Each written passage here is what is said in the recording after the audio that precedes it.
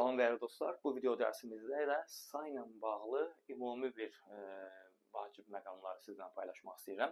Deməli, biz normalda bilirik ki, demişik ki, say dilimizdə olan saylar əksərən milli sözlərdir. Ancaq alınma sözlər də var ki, onlar da dilimizdə, yəni say olaraq işlənir. Sıfır, bunu bəzən isim kimi fikirləşdirir, qətiyyən isim deyil. 0, 80, milyon, milyard, trilyon bunlar alınma saylardır. Geride qalan saylar isə öz dilimizdə milli saylar sayılır. Sonra dostlar, biz bilirik ki, müəyyən miqdar saylarından sonra gələn isimlər təkli işlənir. Məsələn, 5 kitab. Amma zaman məzmunlu isimlər müəyyən miqdar sayından sonra gəldikdə cəmdə işlənə bilir.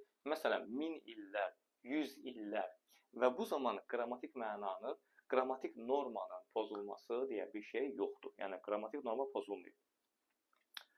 Az, çox, larla, lərlə şəkil ikisindən düzələn saylardan sonra gələn sözlər tək ola bilər, cəm ola bilər. Çoxlu insan, çoxlu insanlar və s. bu tipdə.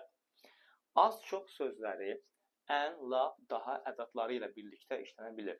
Məsələn, ən az, lap az, daha az, ən çox, lap çox, daha çox və s.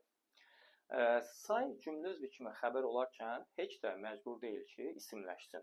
Məsələn, o 5-cidir. Burada neçəncidir sayın sualıdır və xəbərdir cümlə üzvü kimi, amma isimləşmir. Amma məsələn deyə bilərəm ki, gələn 5-cilərdir.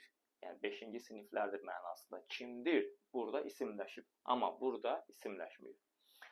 Az, çox, xeyli sözləri say və yaxud zərf kimi işlənərkən amonim sayılmır. Çünki olan leksik mənası eyni mənaya gəlib çıxır. Yəni az adam az danışdı.